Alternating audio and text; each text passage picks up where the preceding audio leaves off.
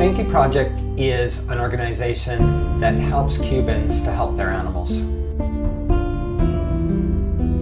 My name's Terry Shuchuk. I am the founder and director of the Spanky Project.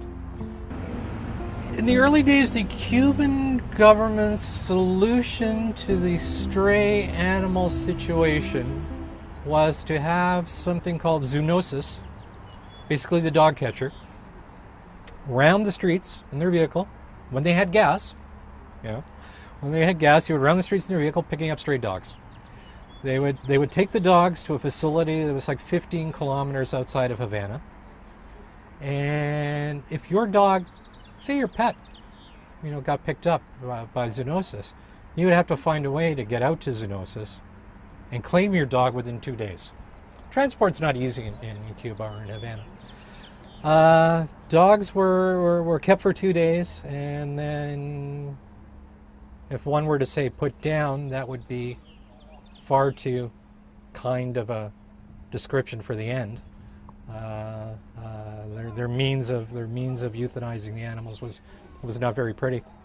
So it really had to get to the point where they had to be made to realize that what they were doing was not working. Just picking them off the street and killing them wasn't working. You have to treat the problem as opposed to the symptom.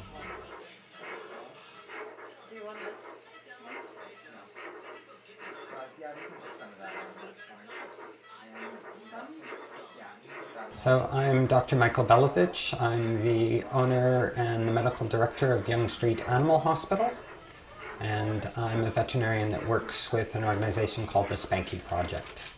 We go to Cuba and we work on a number of different levels. The original project was to go and help the street dogs in Cuba and see if we couldn't bring medications and supplies to help the street dogs, but it's become so very much more.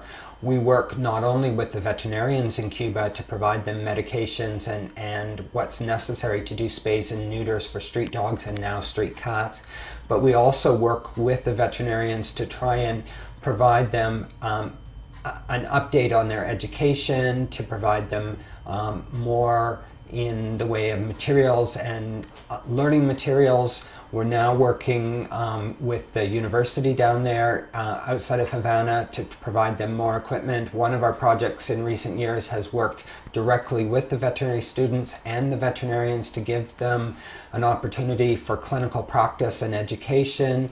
We're working with horses in Cuba now and providing deworming and medical care for the horses in Cuba. So the project is working in a lot of different levels. We've actually been able to go into the Veterinary Association there and provide lectures and continue education to the veterinarians.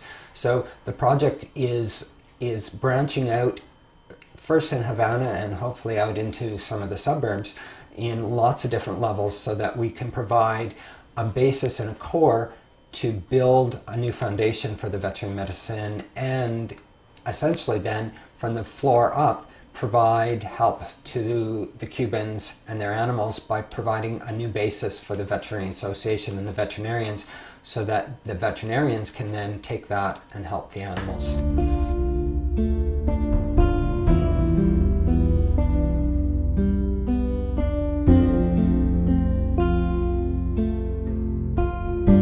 Support came very much on an individual basis as opposed to coming from a group of any sort.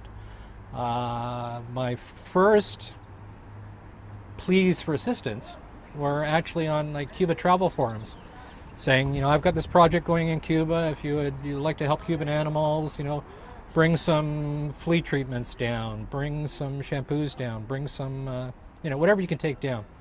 And I'll give you a delivery location, drop it off. And we were very successful by having individual people, out of the kindness of their heart, digging into their pocket, taking a few dollars and delivering supplies. The work that we do has a very positive outcome. It's sometimes hard to go. There's an emotional aspect of it, which you can't say is a bad one, but sometimes it's a difficult one.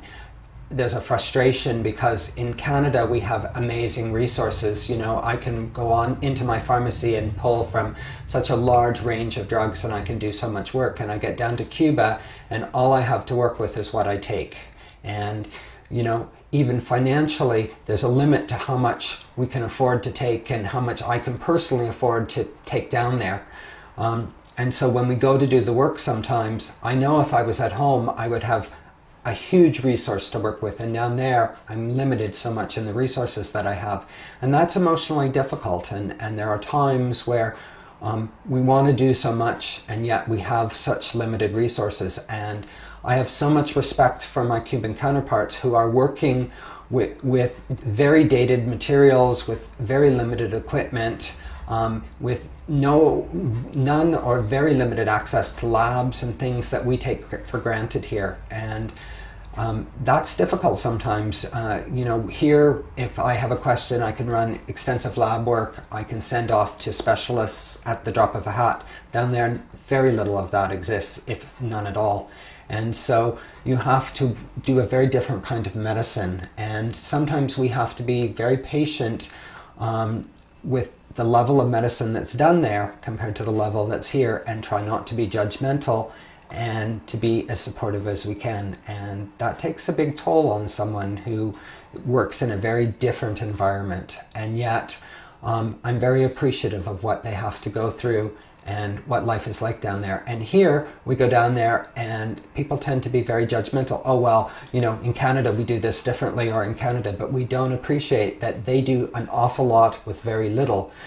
You know, if you start very low and you only have a little to work with, what they do is amazing. Instead of seeing it from here where we have so much. Judged by North American standards, maybe it's not so much, but judged by Cuban standards, when you see what their limitations are, it's really quite impressive. And we really have to start to appreciate that. Yes, we can help to support them.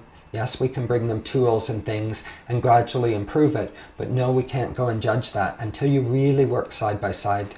And then you appreciate that these people do incredible medicine with very little. The Spanky Project is a program I developed in memory of our beloved dog, who we lovingly say was not a dog but was a little hairy person. It all started off in 2003 when my wife and I, along with 3 other couples, decided to go spend a week in Havana. And it was a good thing there were 8 of us, because as you walk down the street, we each had to warn each other about the little piles of dog droppings that were in the street. And the number of strays in the street were quite evident, not only by their mangy appearance, but also by what they left behind. Returning to Canada that year, that trip was in January. Returning to Canada that year, in September of that year, our dog Spanky was diagnosed with liver cancer.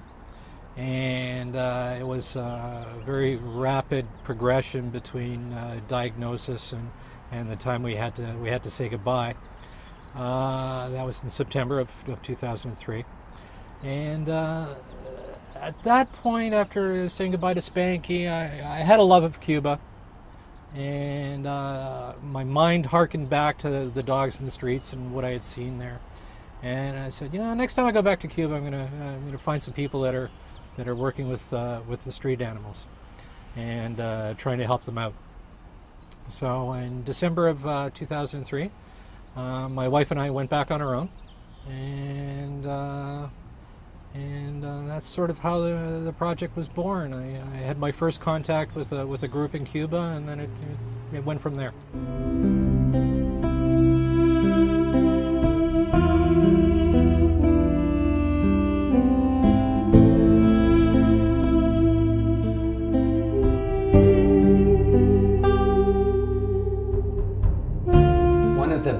One of my favorite projects we did down there is we went to a clinic which is near the university, and we did about 40 dogs and cats for spays and neuters, and each animal was assigned a student from the veterinary school, and that student went with that animal from the time that we waited to do pre-medication to the time that that animal was recovered. And that student was responsible for taking the animal through the whole process, and they got to observe every step of the process and assist with it.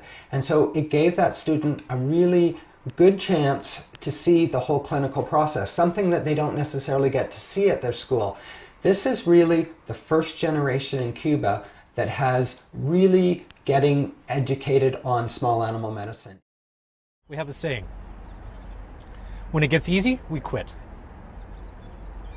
Because once it starts getting easy, then somebody else can do it.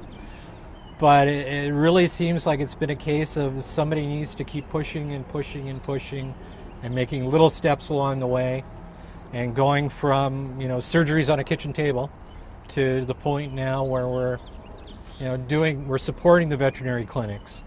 And we've taken that even a step further now, where we have a collaboration with the veterinary school at the Agrarian University in Havana, where we're actually working with the students and helping build their capacity so that they can go out and do better things in the community throughout Cuba.